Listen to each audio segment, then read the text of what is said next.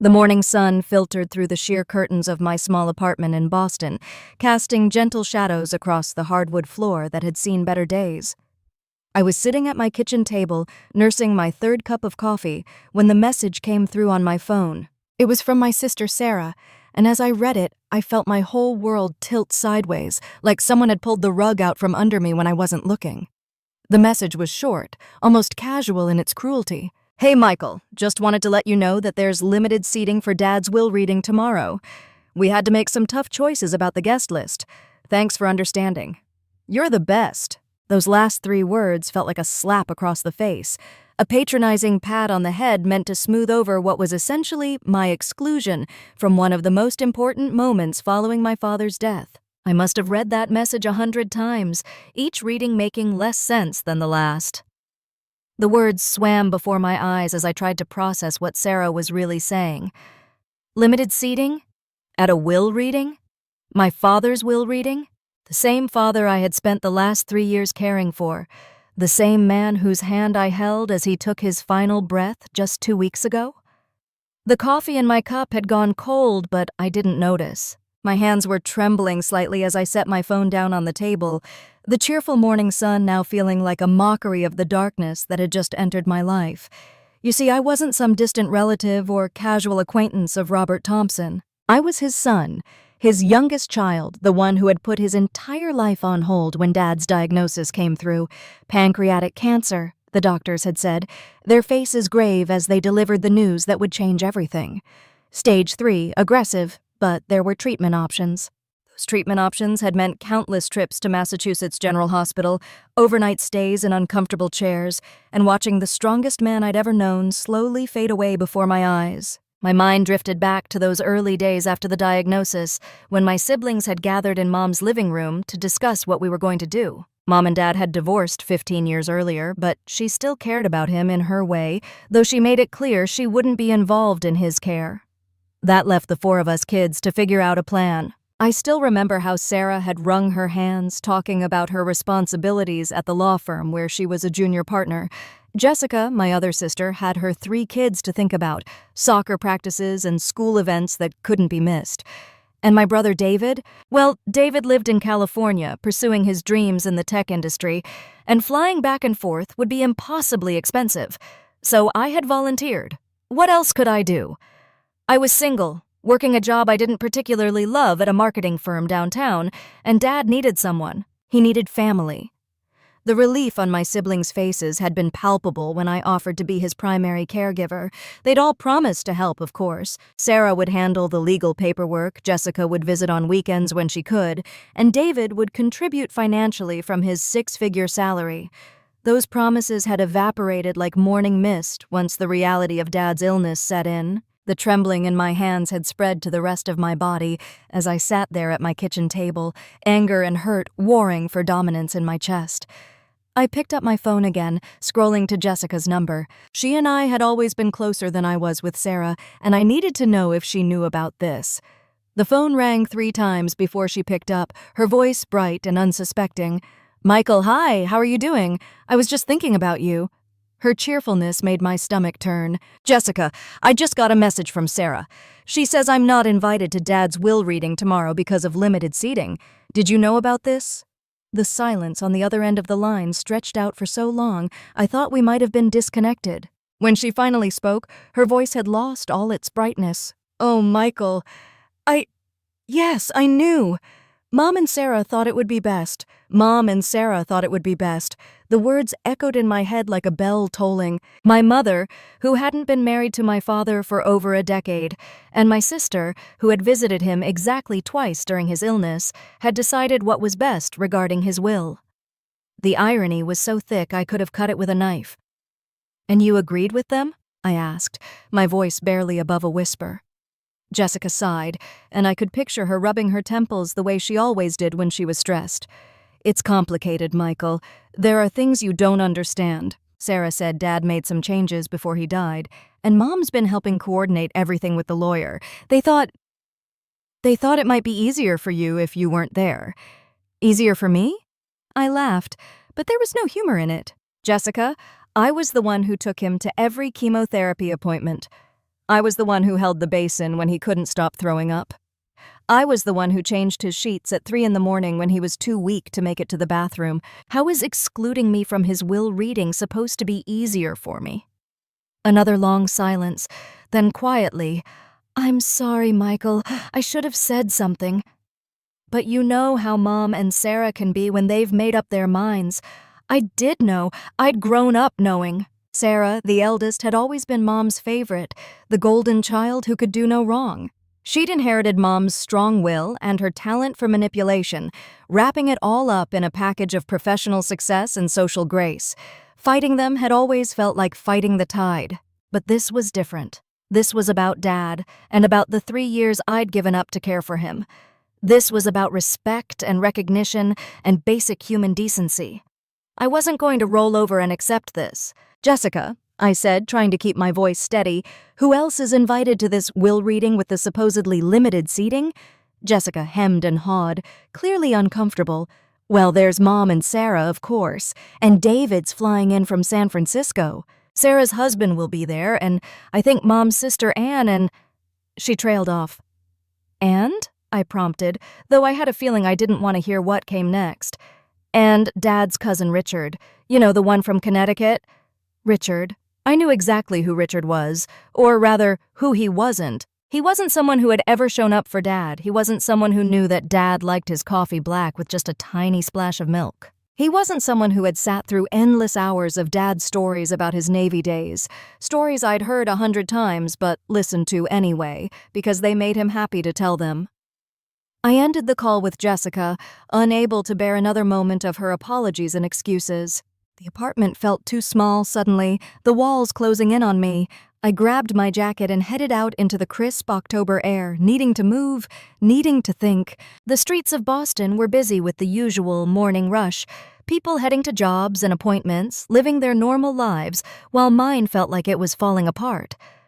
I walked without any real destination in mind, my feet carrying me through the familiar neighborhoods while my mind raced.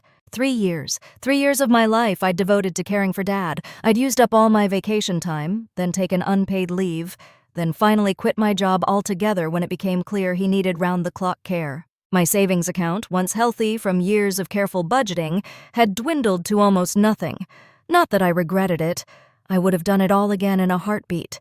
But to be shut out now, after everything? It was more than I could bear. My phone buzzed in my pocket and I saw it was a text from David. "Hey bro, just heard you won't be at the reading tomorrow." "That sucks, but I'm sure there's a good reason. Maybe we can grab coffee after and I'll fill you in." As if he were doing me a favor. As if catching up over a latte could somehow make up for being excluded from our father's final wishes. I didn't bother responding. Instead, I found myself calling the one person I knew would give me straight answers, or at least try to. My mother picked up on the third ring, her voice crisp and businesslike as always. Linda Thompson had never been one for pleasantries. "Michael, I assume you're calling about tomorrow." "News travels fast in this family," I said, not bothering to hide the bitterness in my voice. "Why am I being excluded, Mom? The real reason." I could hear her sharp intake of breath, the pause as she calculated her response. "You always were too emotional, Michael, just like your father. This is a legal matter, not a family reunion. The guest list was determined based on who needs to be there. And I don't need to be there. His son doesn't need to be there." My voice had risen, and a woman walking her dog gave me a concerned look as she passed. I lowered my voice, but not my intensity. "Mom, what's really going on here?" "What's going on?" she said, her voice taking on that condescending tone I remembered so well from childhood, "is that your father's estate needs to be handled properly. Sarah and I have been working with his attorney to ensure everything is distributed according to his wishes. Your presence would only complicate matters." Complicate matters, as if I were some kind of problem to be managed rather than a grieving son who deserved to be there. "Did Dad know about these complications?" I asked. "Did he specifically say he didn't want me at the reading?"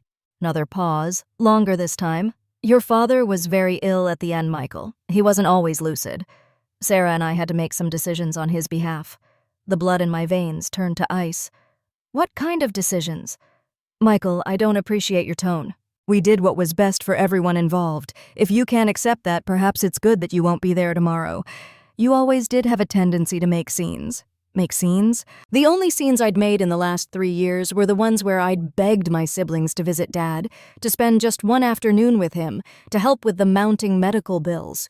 But apparently, those didn't count. The call ended with Mom hanging up on me, her signature move when conversations weren't going her way. I stood there on the sidewalk, phone in hand, feeling more alone than I had even in the days immediately following Dad's death. I thought about the last conversation I'd had with Dad, just days before he passed. He'd been having one of his good days, his mind clear despite the pain medication. We'd been sitting in his room at the hospice center, autumn sunlight streaming through the window, painting everything in shades of gold. He'd taken my hand, his grip still surprisingly strong, and looked at me with those blue eyes that had always seen right through me. "Michael," he'd said, his voice raspy but determined, "I need you to know how proud I am of you, not just for taking care of me, though God knows I'm grateful for that, but for the man you've become. You've got a good heart, son. Too good, maybe.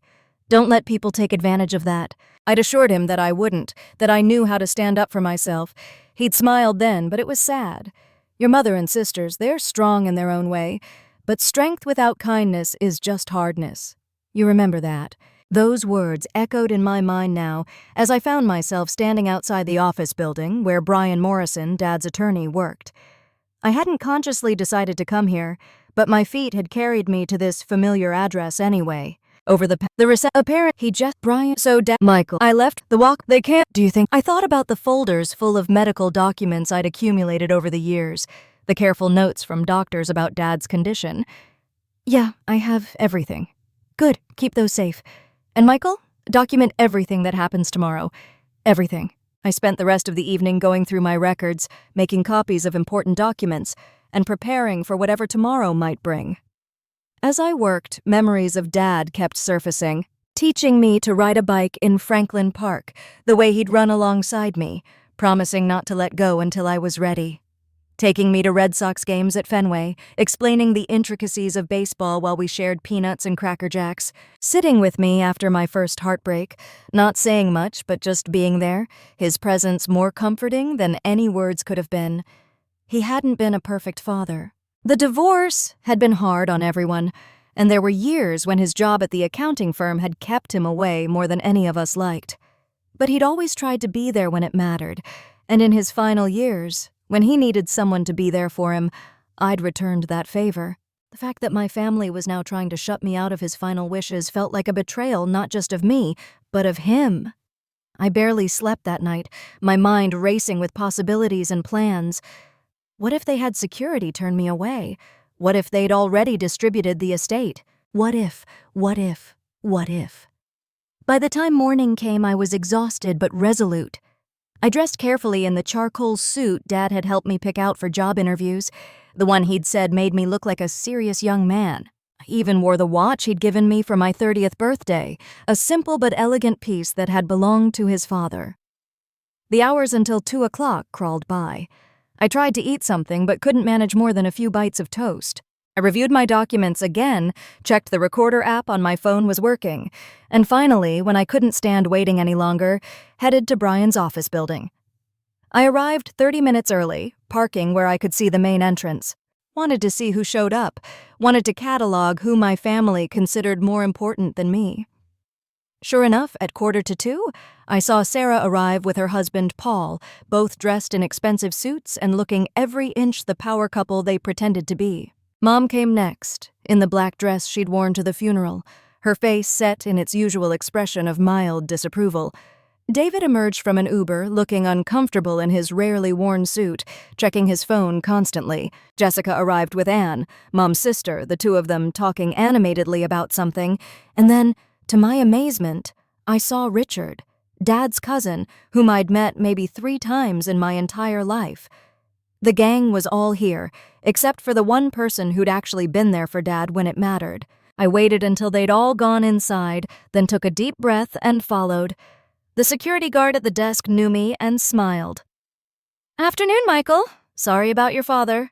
He was a good man."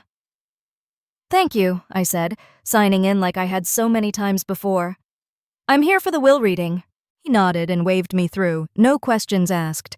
So much for security keeping me out. I took the elevator to the 3rd floor, my heart pounding with each passing level. As the doors opened, I could hear voices coming from the conference room at the end of the hall. I walked steadily toward them, my footsteps muffled by the thick carpet. Through the glass doors, I could see my family arranged around the large table, Brian at the head with documents spread before him. No one noticed me at first. Then Sarah looked up and the color drained from her face. She elbowed Mom, who followed her gaze to where I stood. The murmur of conversation died as one by one, they all turned to stare at me. I opened the door and stepped inside, keeping my voice calm and level. "Good afternoon, everyone. I believe I'm expected."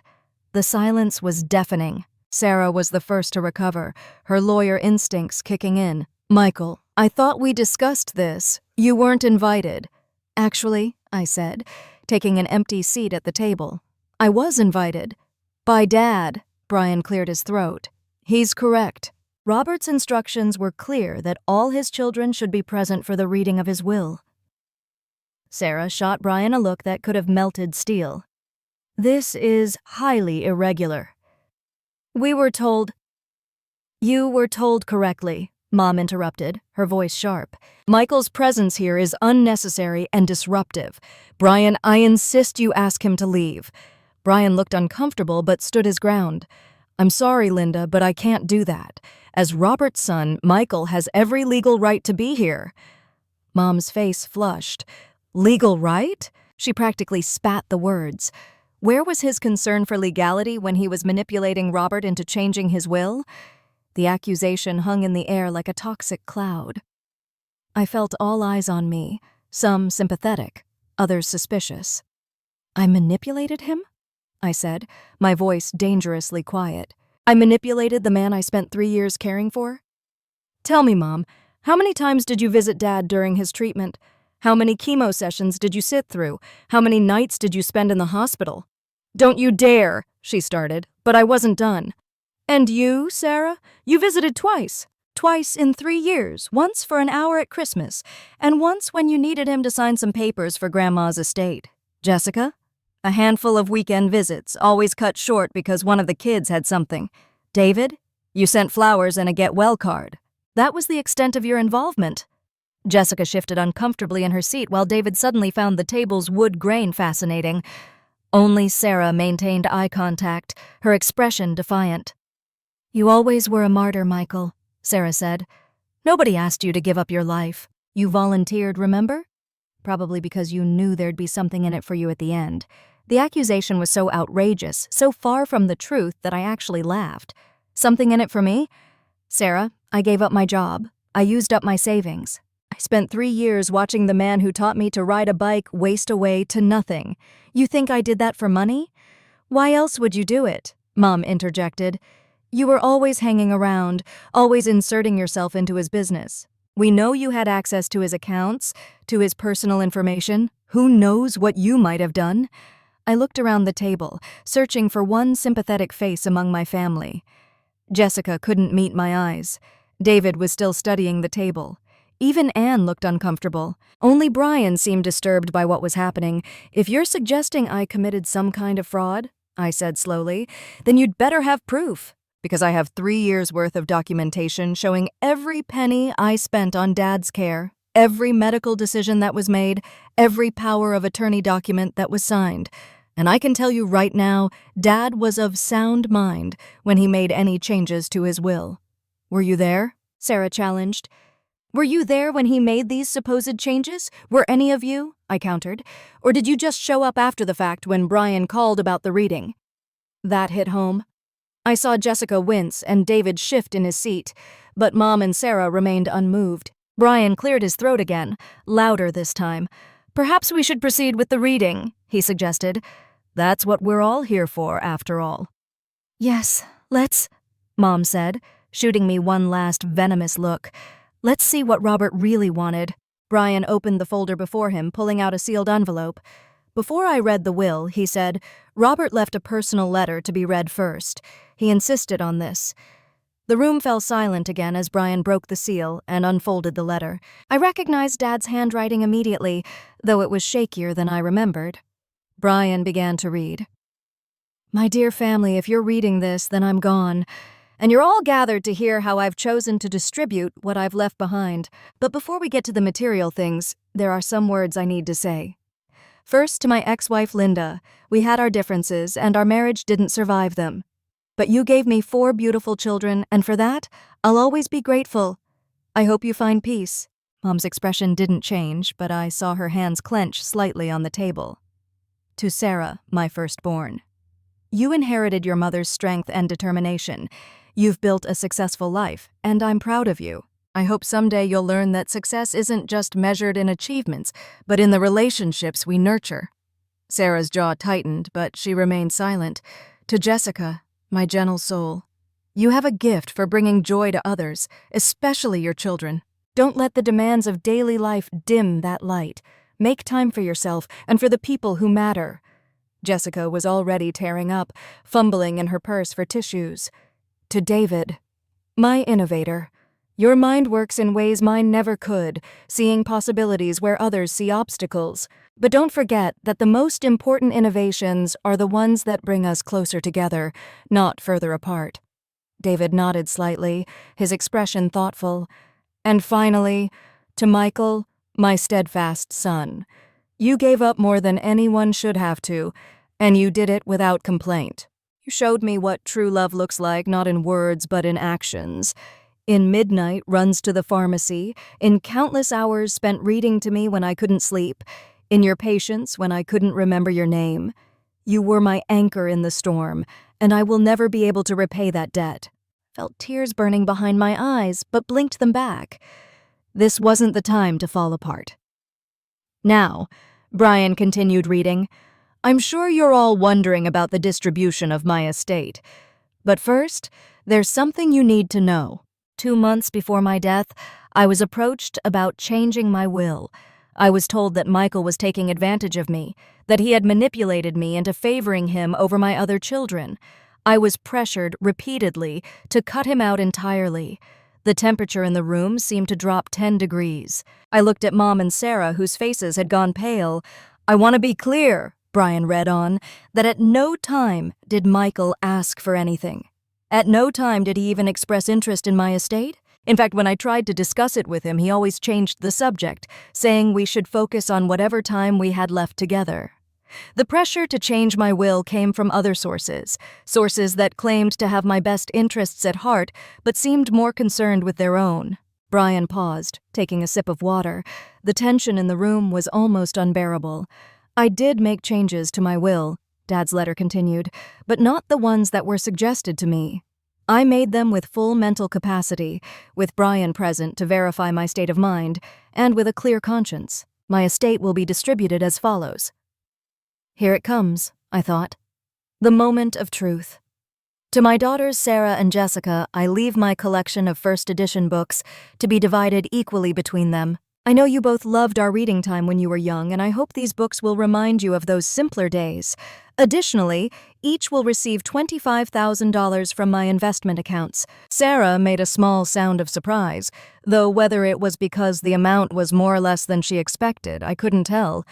To my son David, I leave my vintage camera collection and all of my photography equipment. You always saw the world differently than the rest of us, and I hope you'll continue to capture its beauty. You will also receive $25,000 from my investment accounts. David nodded, a small smile playing at his lips. He'd always loved Dad's cameras.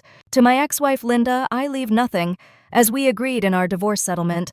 However, I ask that she remember the good times we shared, and perhaps find it in her heart to forgive the bad.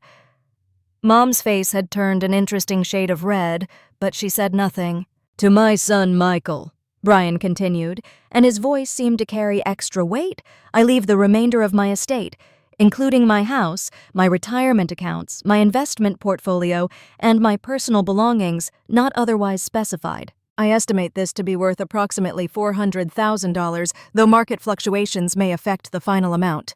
The explosion was immediate. What? Sarah was on her feet, her chair scraping loudly against the floor. This is outrageous. He left everything to Michael? There must be some mistake. Mom was standing too, her face contorted with rage. I knew it. I knew he'd manipulated Robert. This is fraud, plain and simple. We'll contest this. We'll prove Michael exerted undue influence. Brian raised his hand for silence. Please, let me finish. There's more. The room settled slightly, though the tension remained crackling in the air. I anticipated this reaction, Brian read, returning to the letter. That's why I took additional precautions. In my safe deposit box at Boston Federal, there is a sealed envelope containing a video recording I made with my doctor present, explaining my decisions and confirming my mental state. There are also copies of all financial records showing that Michael never had access to my accounts until after I became unable to manage them myself, and even then, every transaction was documented and used solely for my care. Furthermore, I've left a detailed accounting of who visited me during my illness, who contributed to my care, and who made the effort to be present in my final years. The facts speak for themselves. If anyone wishes to contest this will, they're welcome to try. But know that doing so will only cost you money and reputation, as I've made sure my wishes are ironclad. Sarah sank back into her chair, her face pale. Mom remained standing, shaking with fury. Jessica was crying openly now, while David looked stunned. One more thing, Brian continued, his voice gentler now. To all of my children, I leave this final thought. Family isn't just about blood or legal documents, it's about showing up when things get hard. It's about sacrifice and love and putting others before yourself. Michael understood this. He lived it. I hope the rest of you will learn from his example. The money and possessions I leave behind will fade, but the lessons about what truly matters, those are my real legacy. Brian set the letter down, the sound of paper against wood unnaturally loud in the silent room. That concludes the letter. I'll now read the formal will, which reiterates these distributions in legal terms.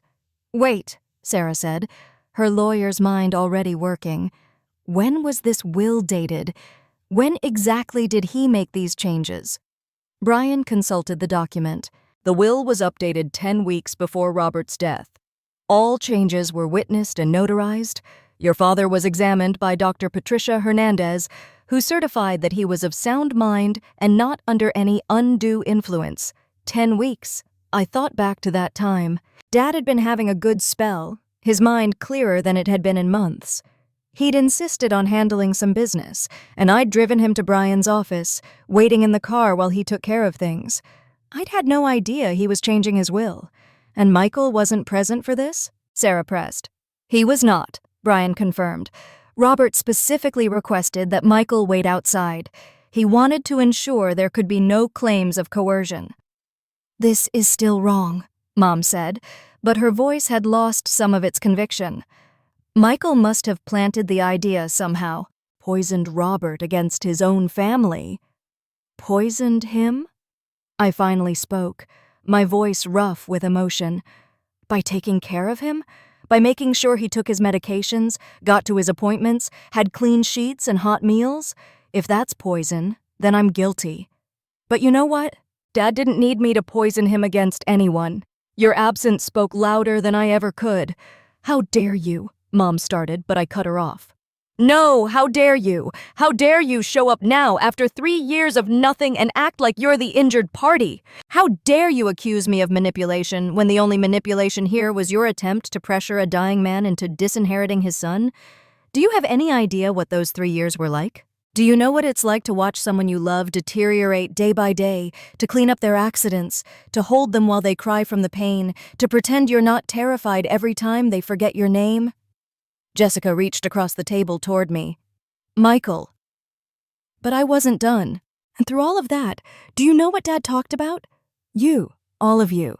He made excuses for why you didn't visit.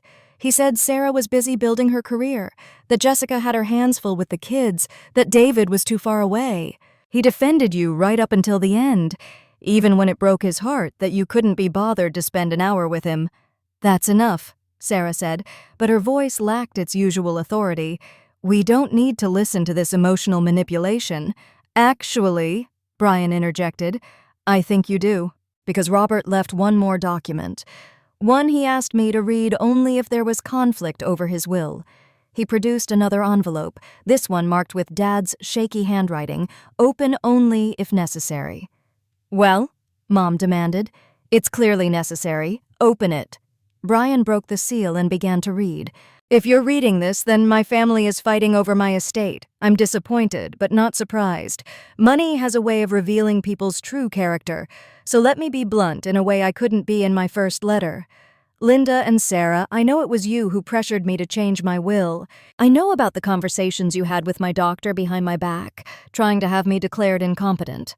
I know about the lawyer you consulted about contesting my will before I was even dead. Did you really think I wouldn't find out? That my nurses wouldn't tell me about your visits when you thought I was sleeping?" Mom and Sarah exchanged guilty glances, and I felt a cold satisfaction. Dad had known all along. You showed your true colors when you thought I was too sick to notice. But I noticed everything. I noticed that you only visited when you needed something. I noticed that you complained about the cost of my care while driving luxury cars and taking expensive vacations. I noticed that you treated my illness as an inconvenience to be managed rather than a tragedy to be shared. Most of all, I noticed that while you were scheming about my money, Michael was reading me the sports pages every morning because my eyes were too weak. While you were consulting lawyers, he was learning how to manage my medications. While you were too busy to return his calls asking for help, he was sleeping on a cot in my room because I was afraid to be alone. Brian's voice had grown thick with emotion as he read. Even he seemed affected by Dad's words. So yes, I left the bulk of my estate to Michael. Not because he manipulated me, but because he earned it. He earned it through every sleepless night, every missed opportunity, every dollar of his own money spent on my care. He earned it by being the son I needed when I needed him most. If you want to contest this will, go ahead. Waste your money on lawyers. Drag our family name through the courts. Show the world exactly who you are. But know this, you've already lost the only thing that really mattered. You lost me, long before I died, and you lost Michael, the best of all of us, through your own greed and selfishness. The letter ended there, and Brian set it down with obvious relief. The room was tomb silent. Sarah was staring at the table, her face flushed with shame. Jessica was sobbing quietly into her tissues. David looked like he wanted to disappear into his chair. And Mom? Mom looked older than I'd ever seen her, the fight drained out of her completely. Brian quietly excused himself, saying he'd give us a few minutes before proceeding with the formal reading. As the door closed behind him, leaving just the family, the silence stretched on. Finally, 3 emotion. Do you want that? If this, I'd like to. That was. It would be. We tried. That you were. She paused. Just a. But at the. I need the will. Tears. He asked. But there. I chose. I turned. Or did he even? I've been before. And you and Sarah always fighting over who got the best sleeping spot, while Jessica and I snuck off to look for fireflies. We were happy then, David said. When did it all go wrong? When we grew up, I said simply. When life got complicated, and we let those complications become excuses. When we stopped seeing each other as family and started seeing each other as competition. We sat in silence again, both lost in memories of better times. Then David asked, "What would Dad want us to do now?" I knew the answer immediately. He'd want us to forgive each other, to find a way back to being a family. But honestly, David, I don't know if I have that in me. Not right now. Maybe not ever. The things Mom and Sarah did, the lies they told, the way they tried to erase 3 years of sacrifice like it meant nothing. How do you forgive that? I don't know, David said quietly. But maybe forgiveness isn't where we start. Maybe we start with understanding, with acknowledging what happened and why. Maybe we start by being honest with each other for the first time in years. It was a nice thought, but I wasn't sure honesty could bridge the chasm that had opened up between us. Still, David was trying, and that counted for something. I should get back, I said, standing up. Brian's probably wondering where I am. Michael, David said as I reached for the door. For what it's worth, I think Dad made the right choice. You earned every penny of that inheritance. And more than that, you earned his love and respect in a way the rest of us didn't. I'm proud to be your brother, even if I haven't acted like it. I stopped, my hand on the door handle, and looked back at him. Thanks, David. That means something. He nodded, and I could see he was fighting back tears of his own. Maybe, when all this is settled, we could get coffee? Really talk? Not about the will or the money, just talk. Like brothers. Maybe, I said, and meant it. I'd like that. I made my way back to the conference room where Brian had returned and was shuffling papers. The others were still there, though the atmosphere had changed. The fight had gone out of them, replaced by something that might have been shame or regret or simply exhaustion. "Michael," Brian said, looking relieved to see me. We were just about to proceed with the formal reading. "Unless there are any objections?" He looked pointedly at Mom and Sarah. "Objections," Sarah said quietly. "Let's just get this over with." The formal reading was anticlimactic after everything that had come before. Brian read through the legal language, the whereas and wherefores, the exact distribution of assets. Dad had been meticulous, leaving nothing to chance. Every account number, every piece of property, every possession of value was accounted for and assigned. When it was done, there were papers to sign, forms to initial, the bureaucracy of death that felt surreal after the emotional storm we'd weathered. As we prepared to leave, Mom approached me. She looked smaller somehow, diminished by the events of the day. "Michael," she said, her voice uncertain, "I owe you an apology. Several apologies, actually, but I don't expect you to accept them. What I did was unforgivable." Looked at the woman who'd raised me, who'd been my whole world once upon a time, and felt nothing. The anger had burned itself out, leaving only emptiness behind. "You're right," I said simply. "It was unforgivable. But I hope someday you'll understand why you did it, really understand, and find some peace with that." She nodded, tears gathering in her eyes, and walked away. Sarah was next, approaching me with her business face firmly in place. "The house," she said. "Dad's house. When will you be putting it on the market?" "I haven't decided yet," I said honestly. "I need time to go through everything, figure out what to keep, what to donate. There's no rush." She looked like she wanted to say more, maybe argue about timeline or process, but thought better of it. "Of course. Let me know if you need help with anything. Legal advice or whatever. It was an olive branch of sorts, though a thorny one." "I'll keep that in mind," I said, and she nodded stiffly before gathering her things. As they all filed out, Jessica lingered, clearly wanting to talk, but not knowing what to say. Finally, she hugged me, a quick, desperate embrace that took me by surprise. "I'm sorry," she whispered, "for everything. And I do love you, Michael. Please don't forget that." Then she was gone, leaving me alone with Brian in the suddenly quiet conference room. "Well," Brian said, "that was certainly more eventful than most readings I've conducted. You okay?" "I don't know," I admitted. "I thought I'd feel vindicated, I guess. Or relieved. But mostly I just feel tired." "That's normal," Brian assured me. "You've been carrying a heavy load for a long time. It's going to take time to process all of this. Is there anything else you need from me today?" I shook my head. "Just send me whatever paperwork I need to deal with. I'll probably need help navigating all the financial stuff." Dad tried to explain it to me, but there's so much. Brian smiled. "Your father thought you might say that. He left very detailed instructions about everything, including recommendations for a financial advisor he trusted. He wanted to make this as easy as possible for you." That sounded like Dad, still taking care of me even after he was gone. I gathered my copies of the documents and prepared to leave, then paused at the door. Brian? Was he really of sound mind when he changed the will? Need to know he understood what he was doing. Brian's expression softened. "Michael, I've been doing this for 30 years. I've seen families torn apart by grief and greed more times than I can count. Your father was one of the most clear-headed clients I've ever worked with when it came to his final wishes. He knew exactly what he was doing and why. He loved all his children, but he also saw who they really were. And he saw who you really were. That's why he made the choices he made." I nodded, feeling a weight lift slightly from my shoulders. "Thank you for everything, for standing up to them in there." Brian waved off my thanks. "Just doing my job?" "Your father was a good man, Michael. He raised a good son. Don't let anyone tell you otherwise." I left the building in a daze, the afternoon sun seeming too bright after the fluorescent lights of the conference room. The world looked the same as it had that morning, but everything had changed.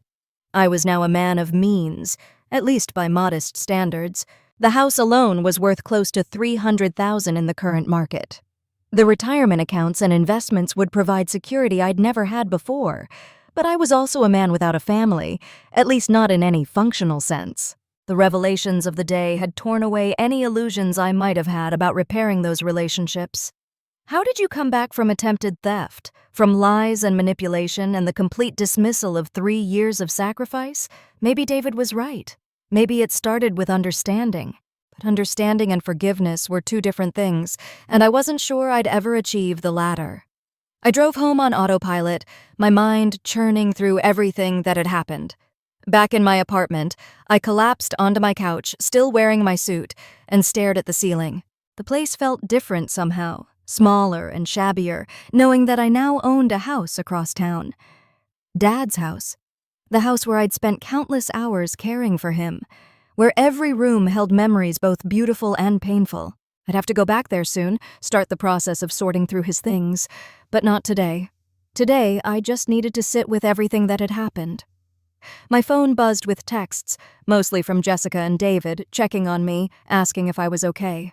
I ignored them for now. I wasn't ready for reconciliation attempts or further apologies. I needed time to process, to grieve not just for Dad but for the family we'd once been and could never be again.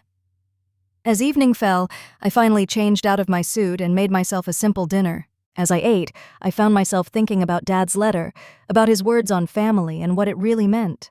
He'd been right, of course. Family wasn't about shared DNA or legal obligations. It was about showing up, about sacrifice, about love demonstrated through action rather than words. By that measure, I'd been more of a son to him than biology alone could have made me, and he'd acknowledged that in the most concrete way possible by entrusting me with his legacy. Not just the money and the house, but the responsibility of honoring his memory, of being the kind of man he'd raised me to be. I thought about what I'd do with the money, pay off my debts first, obviously. Maybe go back to school, finish the master's degree I'd abandoned when Dad got sick, travel somewhere I'd always wanted to go. But mostly I thought I'd try to live in a way that would have made Dad proud, use the resources he'd left me to build a life of meaning and purpose. The irony wasn't lost on me. My family had schemed and manipulated for money they thought would improve their lives, and in doing so, they'd lost something far more valuable. They'd lost their integrity, their relationships, and ultimately, their father's respect. Meanwhile, I'd given up everything to care for Dad, expecting nothing in return, and had received more than I'd ever dreamed of. There was a lesson there, one that Dad had tried to teach us all our lives. The things that matter most can't be bought or sold or stolen. They have to be earned through love, loyalty, and sacrifice. As night deepened, I found myself pulling out old photo albums, looking through pictures of our family and happier times. There was one of all 6 of us at the beach, Dad hoisting a tiny Jessica onto his shoulders while the rest of us built sandcastles. Another from Christmas morning, wrapping paper everywhere, everyone laughing at some joke lost to time. We'd been happy once. We'd been a real family, flawed but loving, connected by more than just blood. When had we lost that? When had money and status and individual ambitions become more important than each other? The divorce had been the first crack. But we could have survived that. Other families did. But somewhere along the way, we'd stopped trying. We'd let resentment and distance and simple neglect erode the bonds between us until only the thinnest threads remained. And when those threads were tested by Dad's illness and death, they'd snapped entirely. I put the albums away, not wanting to dwell too long in the past. Tomorrow would bring new challenges. There would be estate paperwork to handle, the house to deal with, decisions about what to keep and what to let go. There might be more confrontations with family members, especially if Mom and Sarah decided to contest the will despite Dad's warnings. But tonight, I just wanted to remember the good times and honor the man who'd shaped me into who I was. I raised a glass of Dad's favorite whiskey, a bottle he'd given me for safekeeping near the end. "To you, Dad," I said to the empty room, "thank you for believing in me, for trusting me with your legacy. I promise I'll try to deserve it." The whiskey burned going down, but it was a good burn, warm and clarifying. Tomorrow would come with all its complications, but tonight, I'd made peace with the choices I'd made. I'd been a good son. I'd done right by my father. And in the end, that mattered more than any amount of money or the approval of people who'd shown their true colors when it counted. As I prepared for bed, my phone rang. I almost didn't answer, but something made me check the caller ID. It was Marcus, my lawyer friend who'd given me advice the night before. "Michael," he said when I picked up, "I've been thinking about you all day. How did it go?" I gave him the abbreviated version, hitting the highlights of the dramatic reading and its aftermath. He whistled low when I finished. "That's quite a story. Your dad sounds like he was a smart man, getting everything documented like that." "Yeah," I said, feeling a fresh wave of gratitude for Dad's foresight. He knew what was coming. He protected me, even from beyond the grave. "So what now?" Marcus asked. "Are they going to contest?" "I don't think so. The evidence is pretty overwhelming, and Dad's letter made it clear they'd be wasting their money. But even if they do, I'm ready. I've got 3 years of documentation and a clear conscience.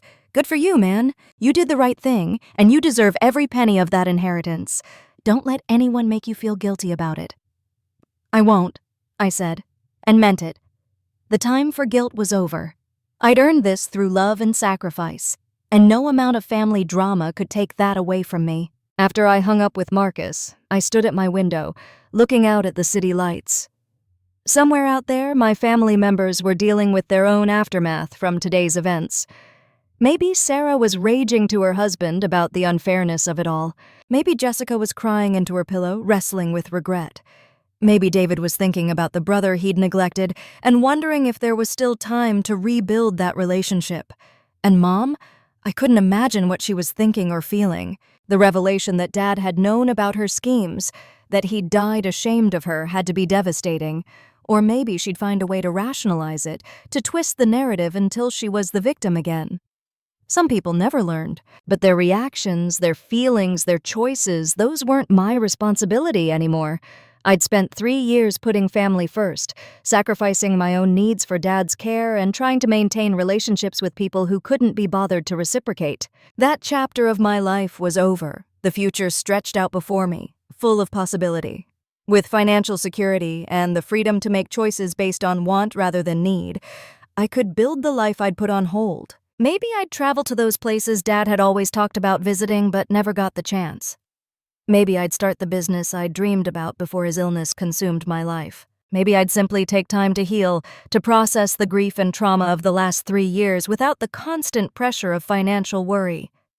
Whatever I chose, I'd do it with Dad's voice in my head, reminding me about what really mattered. Not the money or the house or the material possessions, but the person I chose to be.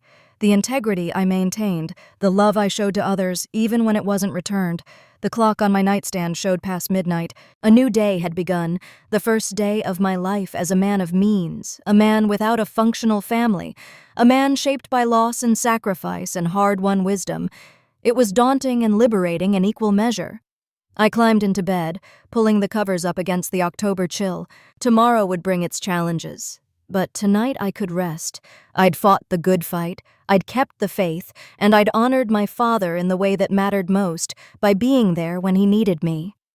As sleep finally claimed me, I thought I heard Dad's voice, warm and proud. "You did good, son. You did real good." And for the first time in longer than I could remember, I believed it was true. The next morning came too soon, autumn sunlight streaming through my bedroom window. For a moment, caught between sleep and waking, I forgot about yesterday's drama. Then reality crashed back, and I remembered everything: the will reading, the confrontation, the awful truth about my family's betrayal. I made coffee and sat at my kitchen table, the same spot where this had all started with Sarah's text. It felt like a lifetime ago, though it had only been 2 days. My phone showed several missed calls and texts from various family members, but I wasn't ready to deal with them yet. Instead, I called Brian's office to schedule a meeting about the estate paperwork. His secretary put me through immediately. "Michael," Brian said warmly, "how are you holding up?" "I'm managing." "Listen, I know there's a lot to handle with the estate. When can we meet to go over everything?" "How about this afternoon, 2 o'clock? I can walk you through all the accounts, the transfer process, everything you need to know. Your father left very detailed instructions, so it should be relatively straightforward. That works. And Brian? Thanks again for yesterday, for standing firm when they tried to exclude me. Just doing my job, he said, but I could hear the smile in his voice. Though I admit it was satisfying to see their faces when they realized their scheme had failed. Your father would have enjoyed that. After hanging up, I decided to face the inevitable and check my messages. Most were from Jessica, variations on apologies and requests to talk.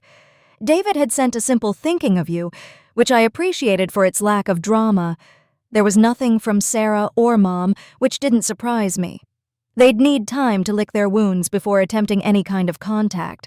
I responded to David's text with a simple thanks, but ignored the rest. I wasn't ready for heart-to-heart conversations or attempts at reconciliation. The wounds were too fresh, the betrayal too deep. Maybe someday, but not now. Instead, I focused on practical matters. I made a list of things that needed to be done, bank accounts to be transferred, utilities at Dad's house to be maintained or canceled, his car to be dealt with, mail to be forwarded. The mundane details of death that someone had to handle. It had always been me handling these things, and that hadn't changed. The meeting with Brian that afternoon was illuminating. Dad had been more organized than I'd realized, keeping meticulous records of all his assets. There was more money than the rough estimate Brian had given at the reading. Between the house, retirement accounts, investments, and savings, the total value was closer to $500,000. It's a substantial inheritance, Brian said, sliding documents across his desk. Managed properly, this could set you up for life. Your father included some notes about financial advisors he trusted, if you're interested. I nodded, feeling overwhelmed. I'd been living paycheck to paycheck for so long, the idea of financial security felt foreign. It's a lot to take in. Take your time, Brian advised. There's no rush on most of this. The house is paid off, so you don't have to worry about mortgage payments. The investment accounts can stay where they are for now. Focus on getting through the probate process, then make decisions when you're ready. We spent the next hour going through paperwork, signing documents, discussing timelines. Brian was patient and thorough, explaining everything in terms I could understand. By the time we finished, I had a clear picture of what needed to be done and when. As I prepared to leave, Brian handed me a small envelope. "This was in your father's papers," he said. "It's addressed to you, separate from the will." I didn't feel it was appropriate to open it during yesterday's reading. I recognized Dad's handwriting on the envelope. "Michael, to be opened when you're ready." My throat tightened as I tucked it into my jacket pocket. "Thank you for everything." Brian shook my hand warmly. "Your father would be proud of how you handled yesterday. It couldn't have been easy, facing down your family like that." "It wasn't," I admitted, "but it was necessary. They needed to hear the truth, even if they didn't want to accept it." Back in my car, I sat holding the envelope, not quite ready to open it. Dad had a way of knowing exactly what to say, and I wasn't sure I could handle his words right now. Instead, I drove to his house using the key I'd held for the past 3 years. The place felt different without him in it. Emptier, of course, but also frozen in time. Everything was exactly as I'd left it after cleaning up following his death. His reading glasses still sat on the side table next to his chair. The crossword puzzle he'd been too weak to finish lay folded on the kitchen counter. I walked through the rooms, memories flooding back. The living room where we'd watched countless baseball games together during his treatment, him dozing between innings but insisting he was awake. The kitchen where I'd learned to cook the bland, easy-to-digest meals his treatment required. The downstairs bedroom we'd converted when he could no longer manage the stairs. Each room told a story of illness and care, of love expressed through mundane daily tasks. But there were older memories, too. The dining room where we'd gathered for Sunday dinners when I was a kid, the backyard where Dad had taught me to throw a curveball, the garage where we'd worked on my first car together, him patiently explaining each step. This house held our entire family history, good and bad. Selling it felt like closing a chapter, but keeping it felt impossible. How could I found each, maybe I sat, if you're, I want, the gift, I had to, something, but that, don't wait, and remember, thank you, he'd know, then, yes, David, the money, it felt just one, I hope someday we can be family again. But I understand if that's not possible. I love you. I stared at the message for a long time, feeling something crack open inside my chest. It wasn't forgiveness, not yet, but it was a recognition that Jessica, at least, was trying to take responsibility for her actions. That was more than I'd expected from any of them. I typed back a simple response. "Thank you, that means something. Good luck with therapy." Maybe she'd find her own path to redemption. Maybe they all would in time. Or maybe they'd remain locked in their patterns of selfishness and justification. Either way, it wasn't my responsibility to save them or judge them. My responsibility was to live my own life well. The next morning, I met David at the cafe as planned. He was already there when I arrived, looking nervous and tired. We ordered coffee and found a quiet corner table. The initial small talk was stilted, both of us dancing around the elephant in the room. Finally, David set down his cup and looked me in the eye. "I need to say something before we go any further. I was a coward. When Mom and Sarah were planning their scheme, I knew it was wrong. I should have spoken up, should have warned you, but I didn't want to get involved, didn't want to pick sides. That was wrong. I'm sorry." I appreciated his directness.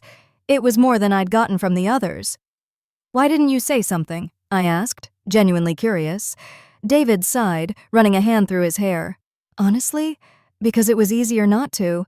Because I was 3,000 miles away and could pretend it wasn't my problem. Because I'd already failed Dad by not being there, and getting involved felt like admitting that failure. It was selfish and weak, and I'm not proud of it. His honesty was refreshing after all the lies and manipulation. At least you can admit it. That's more than Mom or Sarah seem capable of." "How are you doing?" David asked. "Really doing, not just the polite version." I thought about how to answer that. It's complicated. Part of me is relieved that everything's out in the open. Part of me is angry, probably will be for a while. Part of me is sad about what we've lost as a family. And part of me is excited about the future, about having options I didn't have before. "That's a lot of parts," David said with a weak smile. "Yeah, well, it's been a complicated few days." We talked for over an hour, carefully rebuilding a bridge that had been neglected for too long. David told me about his struggles in California, the pressure he'd felt to succeed, the guilt he'd carried about not being there for Dad. I told him about the daily reality of caregiving, the moments of joy mixed with exhaustion, the way Dad had talked about all his children even when they weren't there. By the time we parted, we'd made plans to meet again the following week. It wasn't a magical reconciliation, but it was a start. David hugged me before he left. A real hug, not the awkward back-patting we'd done at the funeral. "Take care of yourself, Michael. And if you need anything, even just someone to talk to, call me. I mean it." I watched him walk away, feeling cautiously hopeful. Maybe Dad had been right. Maybe there was a way forward that didn't involve cutting all ties. Maybe some relationships could be salvaged, rebuilt on a foundation of honesty rather than obligation. The next few weeks passed in a blur of activity. I met with the financial advisor Brian had recommended, setting up a plan for managing the inheritance responsibly. I began the slow process of going through Dad's house, enlisting David's help for some of it. Working together gave us more time to talk, to bridge the gap that had grown between us. I even responded to some of Jessica's messages, though I kept the conversations brief and focused on practical matters. She seemed to understand that I needed space, that trust once broken couldn't be immediately repaired. From Sarah and Mom, there was only silence. I heard through David that Sarah was considering contesting the will, but that her own lawyer had advised against it. Mom had apparently taken Dad's letter hard, spending most of her time locked in her room. I felt a twinge of sympathy but pushed it aside. They'd made their choices. One afternoon, while sorting through Dad's study, I found a box of old family photos I'd never seen before. Pictures from before my parents' marriage, when they were young and in love. Photos of my siblings as babies, of family vacations to the Cape, of birthday parties and holiday gatherings. Evidence of a time when we'd all loved each other without reservation. I spread the photos across Dad's desk, studying them like artifacts from a lost civilization. In a way, that's what they were. The family in these pictures no longer existed, had perhaps never really existed outside these frozen moments. But the love had been real once. The connections had been genuine. That had to count for something. I selected a few photos to keep and boxed up the rest. Maybe someday I'd offer them to my siblings, let them choose their own memories to preserve, but not yet. The wounds were still too fresh, the betrayal too recent. Healing, if it came at all, would take time. A month after the will reading, I made a decision about the house. I couldn't live there. Too many memories, too much history. But I couldn't sell it either, not yet. Instead, I decided to rent it out, keeping it in the family in case someday, somehow, there was a reason to return. The rental income would help maintain the property and provide a steady supplement to my other resources. It felt like a compromise between holding on and letting go, which seemed appropriate for where I was in my life. I also enrolled in an MBA program, starting with evening classes while I figured out my next career move. It felt good to be learning again, to be investing in my future rather than just managing day-to-day crises. Dad would have been proud, I thought. He'd always valued education, always pushed us to better ourselves. My classmates were mostly younger than me, fresh-faced kids straight out of undergrad, but there were a few other returning students, people who'd taken detours in their careers for various reasons. We formed a study group, bonding over our shared experience of being older students with different perspectives. One woman in particular, Elena, had a story that resonated with me. She'd left a successful career in finance to care for her mother during a battle with Alzheimer's. Like me, she'd lost years to caregiving but didn't regret it. Like me, she was trying to figure out how to move forward now that her caregiving duties were done. We became friends, then study partners, then something more.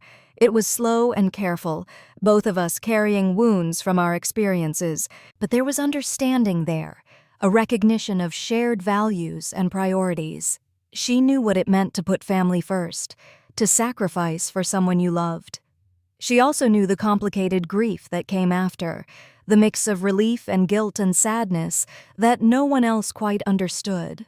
3 months after the will reading, I got an unexpected call. It was Sarah, her voice formal and strained. "Michael, I'm calling to inform you that Mom's in the hospital. She had a mild heart attack. She's stable, but I thought you should know." The old me would have dropped everything and rushed to her side. The new me took a moment to consider. "Thank you for letting me know. Is she going to be okay?" "The doctors say yes, with some lifestyle changes and medication. She's asking for you." Of course she was. Now that she needed something, suddenly I was family again. "I'll think about it," I said, which clearly wasn't the response Sarah expected. "Think about it? She's your mother, Michael." And?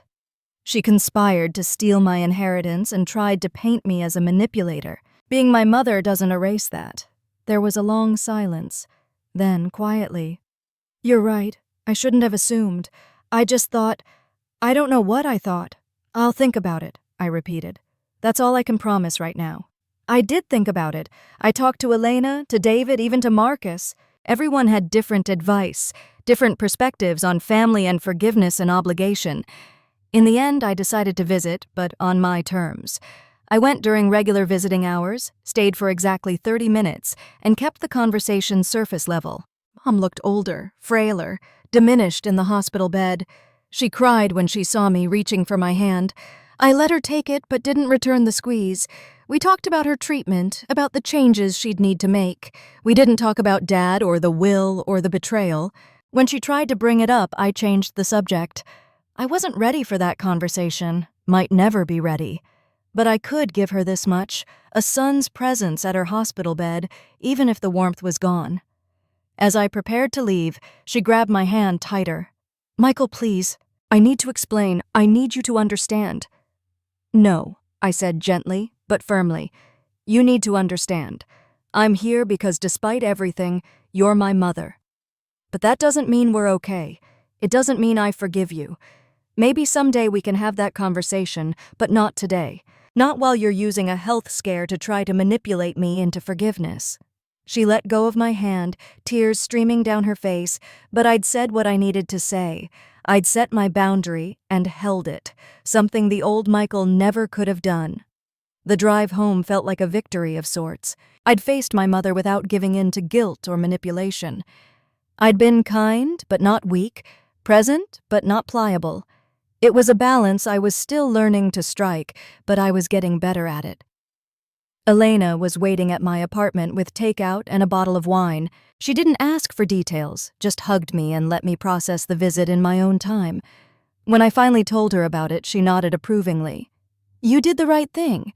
You showed compassion without sacrificing your boundaries. That's not easy to do." "No," I agreed, "but it's necessary.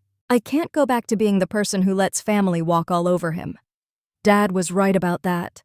I need to value my own worth as much as I value others. We spent the evening talking about boundaries and family and the complicated nature of forgiveness. Elena shared her own stories of setting limits with relatives who'd been absent during her mother's illness, but present when the estate was settled. It helped to know I wasn't alone in navigating these waters. As winter turned to spring, life settled into a new rhythm. School, work at a part-time consulting gig I'd picked up, time with Elena, occasional meetups with David. The rental income from Dad's house covered most of my school expenses, and I was careful with the rest of the inheritance. I wanted it to last, to build a foundation for the life Dad had envisioned for me. Jessica continued to reach out periodically, and I gradually became more responsive. We even met for lunch once, a careful, tentative meeting where we stuck to safe topics. She showed me pictures of her kids, told me about the therapy she was doing. I told her about school, about Elena. We didn't talk about Dad or the will, but his presence was there between us, the ghost of choices made and unmade.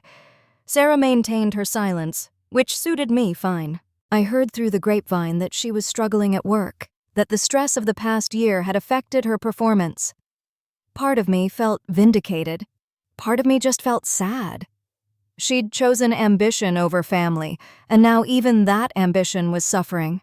As for Mom, she recovered from her heart attack but remained bitter about the will. According to David, she told anyone who would listen that I'd manipulated Dad, that I'd stolen from my siblings. Most people who knew the real story didn't believe her, but some did. I had to accept that my reputation in certain circles was forever tainted. Strangely, I found I didn't care as much as I'd thought I would. The people who mattered knew the truth. Dad had known the truth. That was enough. On the first anniversary of Dad's death, I visited his grave alone. I'd thought about inviting my siblings, but decided I needed this time to myself. I brought fresh flowers and his favorite coffee, setting the cup on his headstone like I'd done every Sunday during his illness. I told him about my life, about school and Elena, and the slowly healing relationship with David. I told him about the boundaries I'd set with Mom and Jessica, about the continued silence from Sarah. I told him I was trying to follow his advice, to live fully and without regret. Most importantly, I thanked him for the inheritance, yes, but more for the lessons he'd taught me, for showing me my own worth when others tried to diminish it, for protecting me even after he was gone, for loving me unconditionally and ensuring I knew it. As I stood to leave, I noticed a small bouquet already placed near the headstone. The card was signed simply J. Jessica had been here earlier, paying her own respects. I felt a flicker of warmth. Maybe she really was changing. Maybe there was hope for some kind of relationship, different from before, but real in its own way. Time would tell. I'd learned not to rush forgiveness, not to offer trust before it was earned, but I'd also learned not to close doors completely. People could change, could grow, could recognize their failures and try to do better. Dad had believed in second chances. Maybe I could learn to believe in them too, carefully, cautiously, but with an open heart. The walk back to my car felt lighter somehow. The grief was still there, would always be there, but it no longer consumed me. I had a life to live, a future to build, love to give and receive. Dad's final gift hadn't just been money or property. It had been freedom, the freedom to choose my own path, to set my own terms, to value myself as much as I valued others. As I drove away from the cemetery, I thought about the family we'd been and the strangers we'd become. I thought about trust broken and slowly, carefully, being rebuilt in some cases. I thought about boundaries held and compassion given from a safe distance. I thought about the complexity of love and loyalty, how they could coexist with disappointment and anger. But mostly, I thought about the future, about the life stretching out before me, no longer constrained by others' expectations or my own need to please. About the choices I could make, the person I could become, the love I could share with those who proved worthy of it. Dad had been right in his letter. The real inheritance wasn't the money or the house. It was the knowledge that I was worthy of love and respect, that my sacrifices had meaning, that I could stand up for myself without losing my compassion for others. That was worth more than any amount of money, and it was something no one could take away from me. As I pulled into my apartment complex, I saw Elena's car already there. She'd be waiting with dinner and conversation, with understanding and support. I had a paper due for my finance class, plans with David for the weekend, a life full of possibility and purpose. The past would always be there, complicated and painful in parts. The future remained unwritten, full of potential. But the present, this moment, this life I was building, this was mine. Earned through sacrifice, protected through strength, lived with intention. Dad would be proud, and for the first time in my life, I was proud too. Proud of the man I'd become, the choices I'd made, the boundaries I'd set. Proud of the love I'd shown and the love I'd learned to accept. Proud of the son I'd been and the person I was becoming. The inheritance had changed my life, but not in the way my family had expected. It hadn't made me greedy or vindictive. It had given me the freedom to be generous from a position of strength, to offer forgiveness on my own terms, to build relationships based on mutual respect rather than obligation. As I climbed the stairs to my apartment, I felt Dad's presence one more time. Not as a ghost or a burden, but as a warm memory, a guiding light. He'd shown me what it meant to love unconditionally. Now it was my turn to take that lesson and apply it to my own life, carefully, wisely, but with an open heart. The door to my apartment opened before I could reach for my keys. Elena stood there, smiling, holding a glass of wine. "How did it go?" she asked, knowing where I'd been. "It was good," I said, meaning it, really good. And it was. The visit, the memories, the life I was building, all of it was good. Different from what I'd imagined, harder in some ways, but ultimately richer and more authentic than anything I'd had before.